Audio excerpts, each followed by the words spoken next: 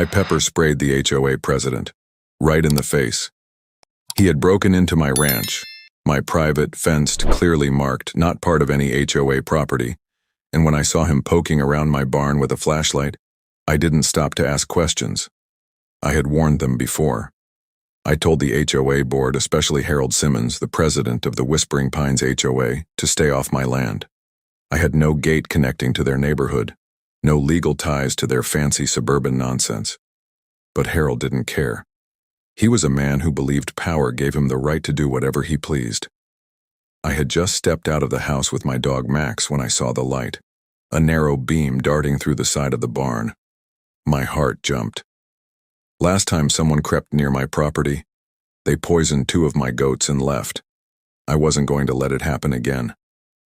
So I grabbed my flashlight in one hand and my pepper spray in the other, and I crept down through the tall grass. Max growled low, ears perked. The beam was moving again. I shouted, "Who's there?" No response. I moved fast, kicked the barn door open, and there he was, Harold Simmons. His HOA ID badge clipped to his polo shirt like it gave him authority on my ranch. "What the hell are you doing in my barn?" I shouted. He turned. "This is HOA business. I got complaints about..." I didn't wait. I pepper sprayed him so fast he barely got the words out. He screamed, dropped his flashlight, clawed at his face. Then he yelled something I'll never forget. "You're going to regret this. I have the board on my side." I stood over him, breathing hard, as he rolled around in the dirt, coughing and wheezing, completely blinded. And just then, red and blue lights appeared down the gravel road. Someone had called the cops. But who? Now let me take you back, because this didn't start with pepper spray. It started with kindness, with my dad's old ranch, a dream, and the simple hope that people would respect my land. I bought the place with everything I had. After my dad passed, I left my job in Austin and moved out to the old property in East Texas. It wasn't much. 50 acres of raw, uncut land, a 2-bedroom farmhouse, a barn that needed patching, and fields that hadn't been tended in years. But it was peaceful. And it was mine. My name's Josh Mitchell, 34. Worked in IT for almost 10 years. But city life was draining the soul out of me. I wanted a new start, something that mattered. So I came back home. The first 6 months were rough. I spent mornings fixing fences and evenings trying to get internet strong enough to stream the weather.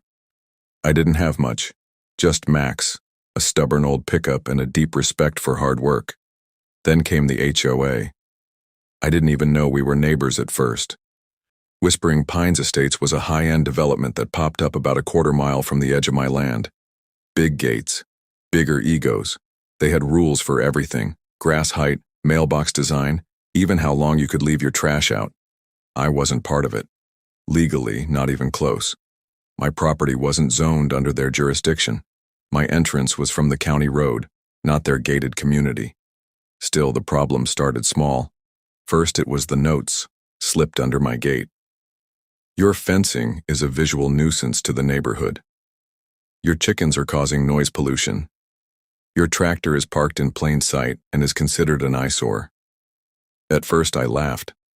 I thought it was just a nosy neighbor. But then I met Harold Simmons. He knocked on my door one sunny morning wearing khakis, a tucked-in blue shirt, and a clipboard in hand. "Mr. Mitchell," he said, smiling. "I'm Harold Simmons, president of the Whispering Pines HOA. We've been getting some complaints from our residents." "About what?" I asked. "Well, a number of things. Your barn roof is rusted, your rooster crows too early, and your pond runoff is, well, we think it might be spilling into HOA land." I stared at him. "You realize I'm not part of your HOA, right?" He gave a thin smile. "Well, not officially.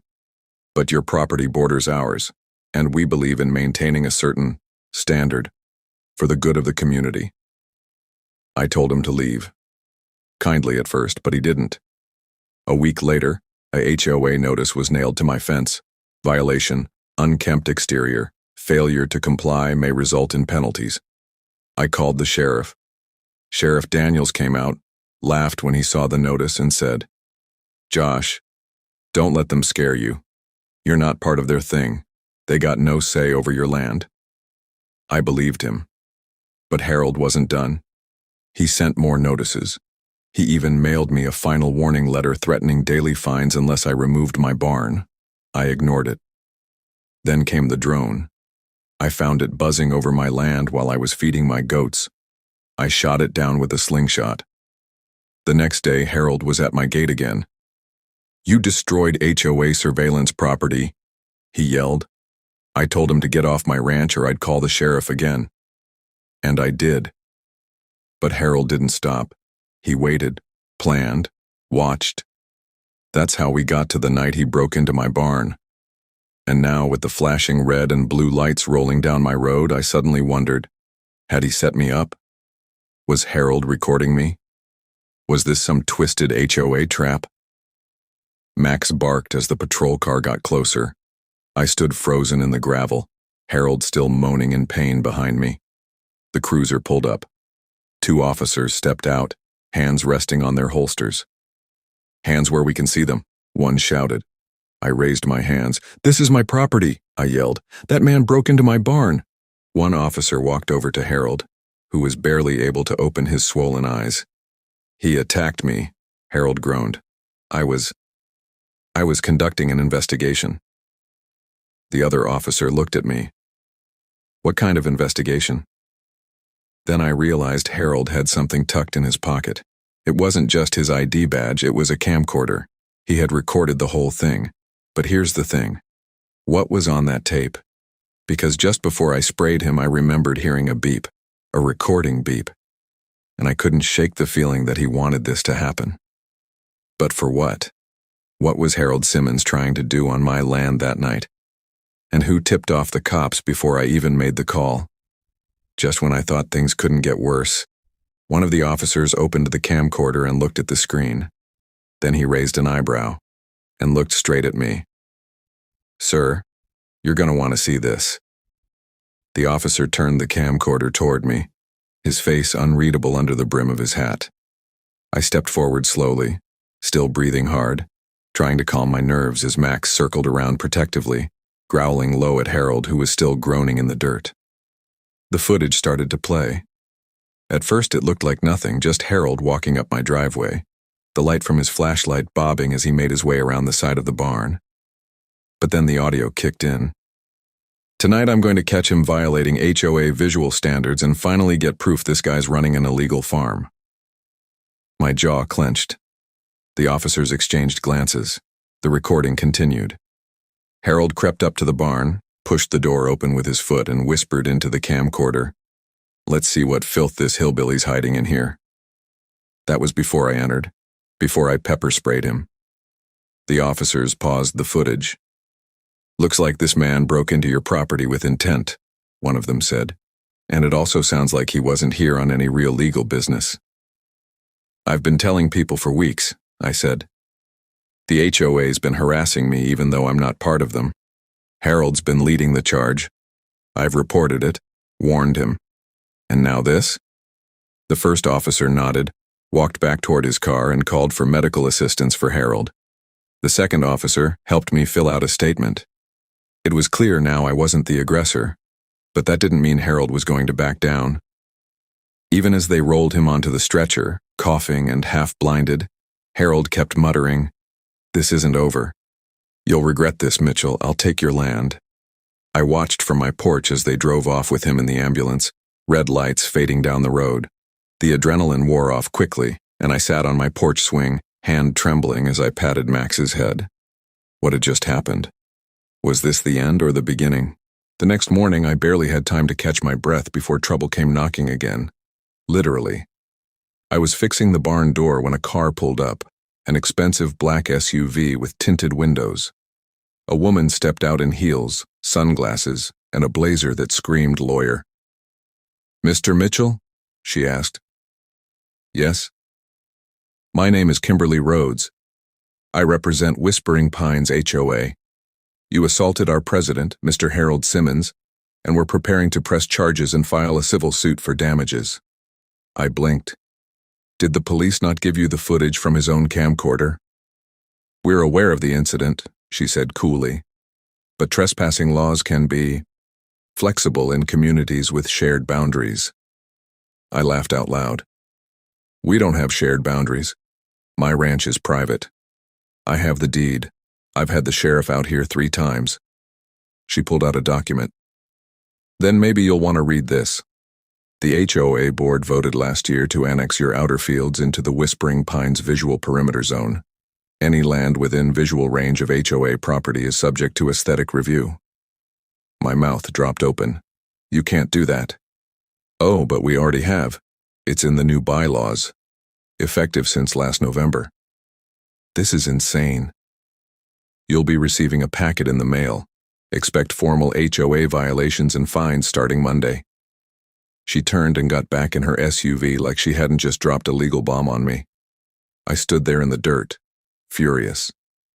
And suddenly, I understood. This wasn't about my barn. It wasn't about the rooster.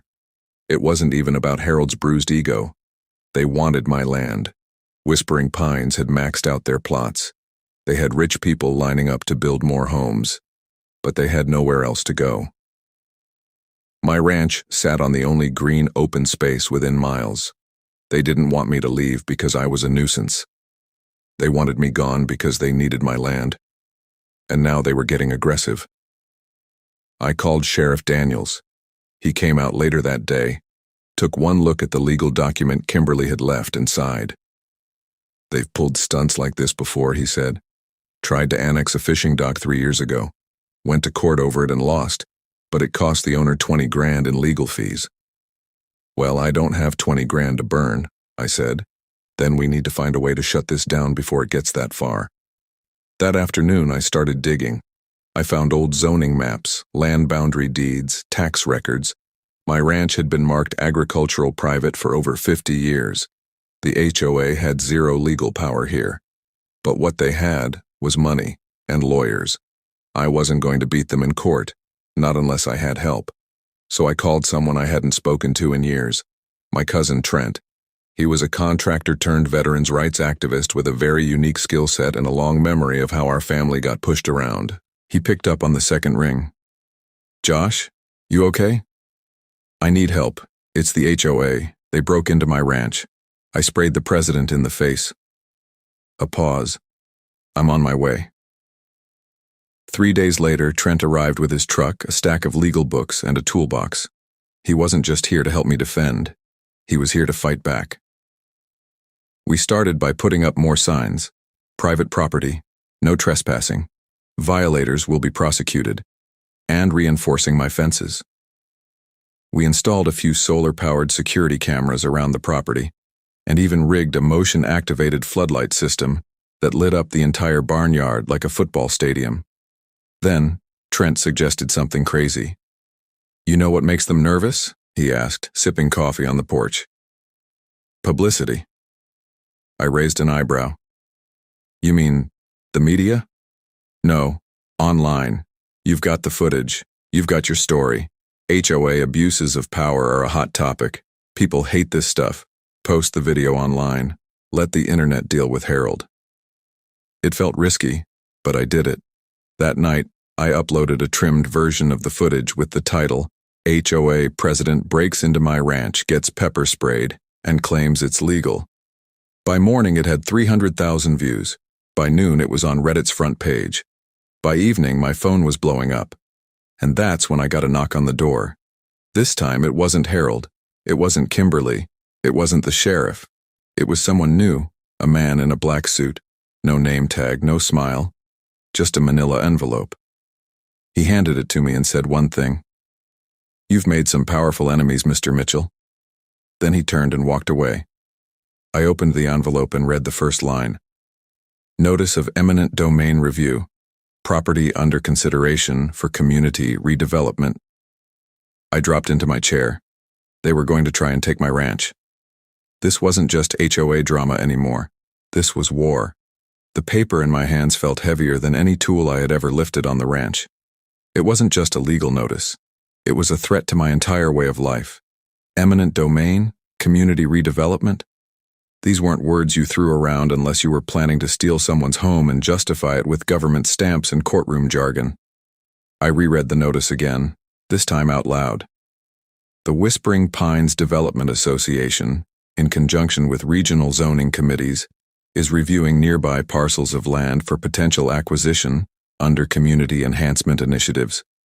It was official-sounding garbage, a dressed-up way of saying, "We're coming for your land, and there's nothing you can do about it." I called Trent, who was out fixing the east fence line. He came jogging up with his sleeves rolled and sweat across his brow, and when he saw the paper, his jaw clenched tight. "They're pushing this hard," he muttered, "and they're getting government offices involved now. They want this to look clean, like they're doing the neighborhood a favor." I nodded. "They want me to look like the problem." "Exactly. You, the guy raising goats and fixing old fences, somehow the villain. Meanwhile, they're building cookie-cutter homes and calling it progress." He walked inside and grabbed his laptop, muttering, "Not on my watch." That evening, we did a live stream update. I explained everything: the break-in, the camcorder footage, the pepper spray, the lawyer, the sudden arrival of an eminent domain letter. Trent handled the tech, read out property laws, and showed the zoning maps proving my land was never HOA territory. The response online was insane. Comments flooded in. "HOAs are getting out of control. This guy needs a good attorney, and a GoFundMe. You can't just take a man's land because it's pretty." By the next morning, news vans were pulling up outside the ranch. Local channels, bloggers, even a documentary crew from Austin that focused on land rights abuse. One guy from Channel 6 News asked, "Do you feel safe, Mr. Mitchell?" I didn't know how to answer, because honestly, no, I didn't feel safe anymore. I had cameras, fences, pepper spray, and a loyal dog. But I was one man up against a machine that didn't care about laws or truth. They cared about power.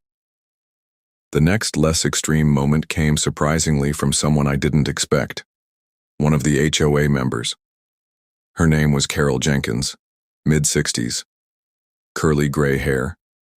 She pulled into my drive in a powder blue sedan and stepped out holding a peach cobbler. I didn't trust her at first.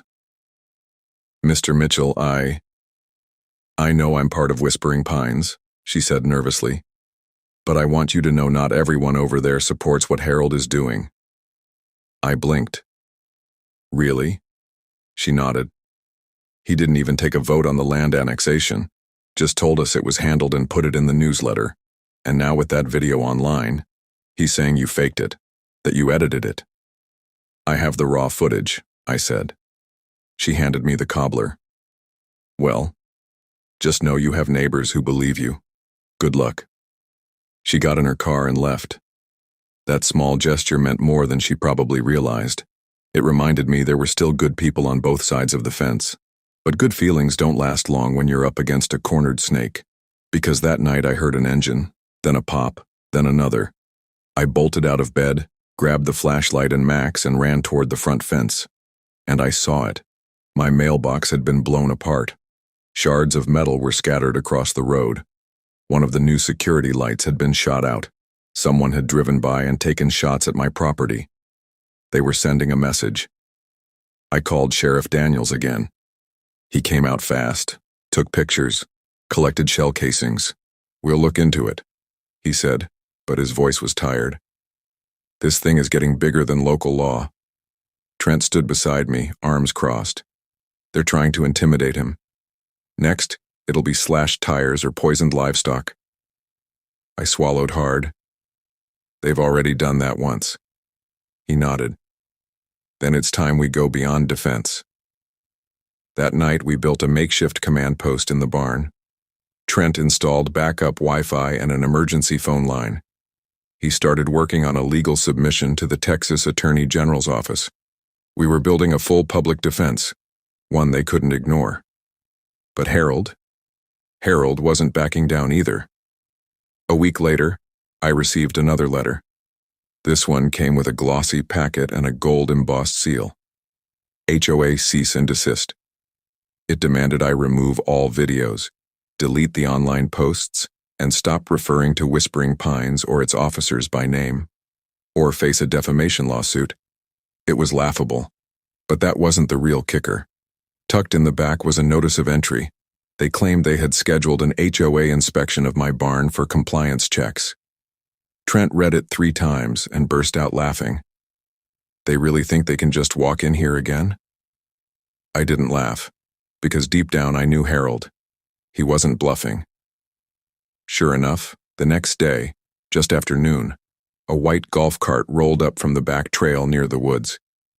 I hadn't used that trail in years. It had been overgrown and blocked by fallen trees. But now, cleared out and muddy from tire tracks, it was being used like a private road. And sitting in the front seat of that golf cart, holding a clipboard and wearing a smug grin, Harold Simmons, still bandaged, wearing sunglasses, and not alone. 2 other HOA board members flanked him, both dressed like they were attending a barbecue. I didn't wait. I grabbed my phone, turned on the camera, and marched out to meet them. "You're trespassing again, Harold," I shouted. "Get off my property." "We have legal authority," he yelled back. "Your barn is being inspected for code violations." "You're not code enforcement, you're a glorified neighborhood gossip club." He kept walking toward the barn.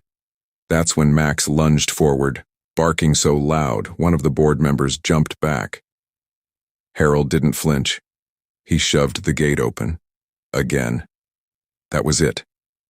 I reached down, grabbed the pepper spray from my belt and held it up. "Last warning," I growled. He smirked. I raised the can, but before I could squeeze it, there was a loud metallic clunk. Max yelped. I turned to see. One of the board members had swung a stick at Max. They hit my dog. My dog, I snapped. I tackled Harold so hard we both crashed into the muddy dirt. His clipboard flew. The others shouted and backed away. I pinned him down, my fist raised, but didn't swing, not yet. Because I saw it. Inside his open coat, a copy of my deed, marked with red notes, highlighting where they believed my easement overlapped with HOA boundaries. He wasn't just trespassing, he was building a legal case, and I knew, right then, if I didn't end this now, they would win. But I had something they didn't. The truth. And one more secret weapon Trent had just finished building inside the barn. Harold never saw it coming. Harold lay flat on the ground, pinned in the mud, still sputtering after I tackled him. He coughed and writhed, but I didn't punch him. I wasn't going to give him what he wanted, a clean shot to paint me as a violent rancher attacking peaceful HOA board members. But my blood was boiling. "You hit my dog," I hissed, looking up at the board member who was now backing away slowly, stick still in hand, face pale. I didn't mean to," he stammered. "You came onto my land uninvited again. You came with documents, fake codes, and now you're hitting animals?" Trent appeared behind them from the side of the barn, holding his phone up, camera recording the entire thing. "Every second of this is going online," he said calmly. "So smile for the internet, gentlemen." That's when Harold made his move. He twisted beneath me, grabbed a fistful of mud, and flung it into my face. I stumbled back, and just like that, Harold was up, sprinting toward the barn. "Don't let him in," Trent shouted. I wiped my eyes and chased after him. He shoved open the barn doors and skidded inside, eyes scanning every corner, until he saw it. Mounted on the far wall, behind a tarp and some feed bins, was our latest surprise. A 72-inch flat-screen TV hooked up to a secure laptop and a server system Trent had installed just 2 nights ago. It was running non-stop surveillance footage from every corner of the ranch, streamed live and stored off-site. Everything, every single visit, every drone flyover, every act of trespassing, was being recorded in HD and uploaded to a secure cloud server. And now, Harold was staring at himself, multiple angles, trespassing across different dates and times. He turned toward me, his face ashen. "You've been filming all this?" "Every second," Trent said, stepping into the barn. Harold's hands curled into fists. "You can't use any of this. I'll have it all thrown out. This is an invasion of privacy." Trent laughed. "On your property? No, Harold. You're the one invading. And now, we're pressing charges for animal cruelty, trespassing, attempted property fraud, and assault. You're bluffing." "Then let's take it to court," I said, still wiping the last of the mud from my shirt. Let's show the judge your annotated copy of my deed. Let's show them your little board members trying to beat up a dog. Let's see what they think of that. Harold's face twitched. He was cracking. But then he did something none of us expected. He pulled out his phone and dialed someone. "Get the car ready," he said. "Plan B is in motion, tonight." He ended the call, shoved past Trent, and stormed out of the barn. "Should we stop him?" I asked. Trent shook his head. "No, we just got everything we need. Let him dig his grave." Still, that Plan B line haunted me. What was Harold planning now? We stayed on high alert. Trent stayed up watching the cameras. I took shifts walking the perimeter with Max. The tension was thick. Even the goats were skittish. The next less extreme moment came in the form of support. Carol Jenkins returned, this time with more than peach cobbler. She brought 2 other Whispering Pines residents, Marcy and Craig, both in their late 50s, kind eyes, worn hands. They looked like people who didn't belong in a rigid HOA neighborhood full of luxury cars and matching mailboxes. "We heard what happened," Craig said. "And we've had enough." Carol handed me a folder. Inside, a signed letter from 22 Whispering Pines residents. They were asking for a vote of no confidence against Harold Simmons as HOA president. "Wait, this is real?" I asked, stunned. Craig nodded. "We've seen what he's doing. He lied to us, spent thousands of HOA funds on legal teams, and we don't want any part of this nonsense anymore." My throat tightened. "Thank you," I said. "You don't know how much this means." But even with neighbors rallying, we weren't prepared for what came next. That night, Plan B revealed itself. I was in the kitchen feeding Max when Trent burst through the back door out of breath. 3 black trucks, no plates, they just pulled up to the back fence near the north pasture. I dropped Max's bowl and ran out behind him.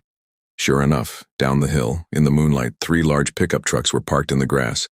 Figures moved around with flashlights, fast and purposeful. I grabbed my rifle from the gun cabinet, not to use, but to show I wasn't defenseless. We approached slowly. "What the hell are they doing?" I muttered. Then I saw it. They were pulling down my fencing. One of the men had a bolt cutter. Another had a measuring wheel, like they were surveying the land. And then, Harold stepped out from one of the trucks, in a reflective vest. Holding a large white blueprint scroll, he unrolled it on the hood of a truck and pointed toward the fence. He was marking out construction zones. Trent cursed under his breath. "They're trying to break ground illegally, right now, overnight, probably to claim some kind of occupancy loophole." I didn't wait. I turned on the floodlights. All of them. The whole pasture lit up like noon. Harold and his crew froze, staring up at the hill where I stood, rifle in one hand, phone in the other, dialing the sheriff. "You're trespassing again, Harold," I shouted through the megaphone Trent had built into the porch. He didn't answer. Instead, he raised a hand. One of his men stepped forward and lit a fire. A controlled burn, small, but right at the base of my east haystack. My livelihood. Trent gasped. "They're going to torch the property and blame you." I didn't think. I dropped the phone, ran for the fire. Max bolted past me, barking, and just before I could grab the hose, I heard footsteps behind me, heavy boots, then the sound of splintering wood. They were in the barn. Again, but this time, they weren't leaving empty-handed.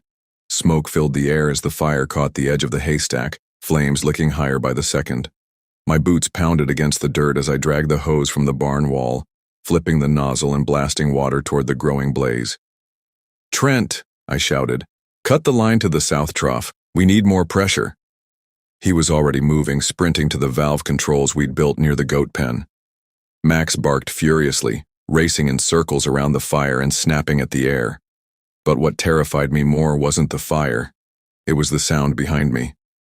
The barn door had been smashed in. Someone had taken a crowbar to the reinforced lock Trent and I had installed last week. I heard stomping boots, multiple pairs. and then the sound of something metal scraping on concrete. They were taking the server tower, the one storing the backup footage, legal files, and digital logs of every HOA incident since this nightmare began. "Josh," Trent yelled. "They're trying to destroy the evidence." I dropped the hose, fire half-doused, and ran toward the barn, choking on smoke. Inside, 2 men in black hoodies were hauling the server tower, wires dangling behind them like ripped veins. Another guy stood lookout by the door holding what looked like a metal pipe. He turned and spotted me. I didn't hesitate.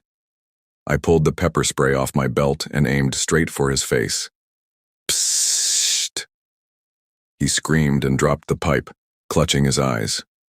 The other 2 turned in surprise, one stumbling over a coil of extension cords. I charged forward, slamming my shoulder into the guy holding the tower. He fell back with a crash, the server slipping from his grip and hitting the floor with a loud clang. Trent burst in behind me, wielding a shovel like a baseball bat. "Back off or I swing," he shouted. The second guy hesitated, but instead of fighting, he bolted out the back exit, disappearing into the shadows. The one still blinded by the spray tried to crawl toward the door.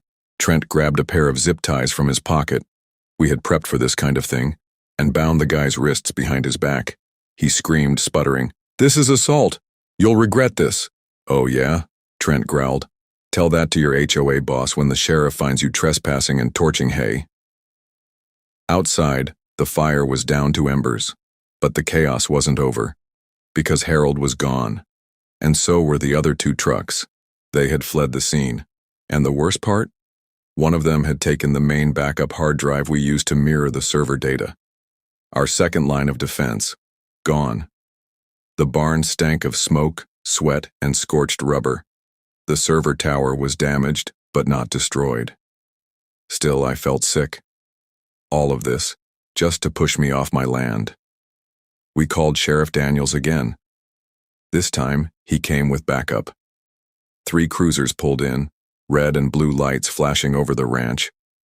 Deputies fanned out, searched the area, and collected evidence. They arrested the man we zip-tied, who finally admitted, after some coaxing, that Harold had paid him in cash. "Just said it was a reclamation job," the guy mumbled. "Didn't know you'd be armed." "You broke into a man's barn and lit his property on fire," Sheriff Daniels snapped. "What did you think was going to happen?" They took him away in cuffs. I stood there in the morning light, watching the sun rise over the field as embers still glowed from the base of the haystack. We lost half the feed for the goats, and the barn door would need to be replaced. Again. But I was still standing. And so was the ranch. The next day brought unexpected calm. After weeks of harassment, destruction, and chaos, Whispering Pines went eerily quiet. No more golf carts, no drones, no mystery SUVs. It was like someone had told them to lay low, or maybe they realized they had pushed too far. Still, I didn't trust the silence. We spent the day with local reporters who had caught wind of the break-in. They interviewed Trent, filmed the burnt hay, and got close-ups of the busted barn door. One of them asked me, "Do you think Harold Simmons will finally back off after this?" I gave a tired smile. "I think Harold's used to people giving up. He's not used to someone fighting back." And fight back, we did. The footage from the night of the fire, the barn break-in, it was still stored, miraculously, on the secondary cache of the server tower. Trent managed to recover over 80% of the footage. We posted a full documentary-style video online, combining every trespass, every verbal threat, and now attempted arson. The internet exploded. Millions of views, thousands of comments, and then a knock at my door. This time, it wasn't a lawyer, a trespasser, or a neighbor.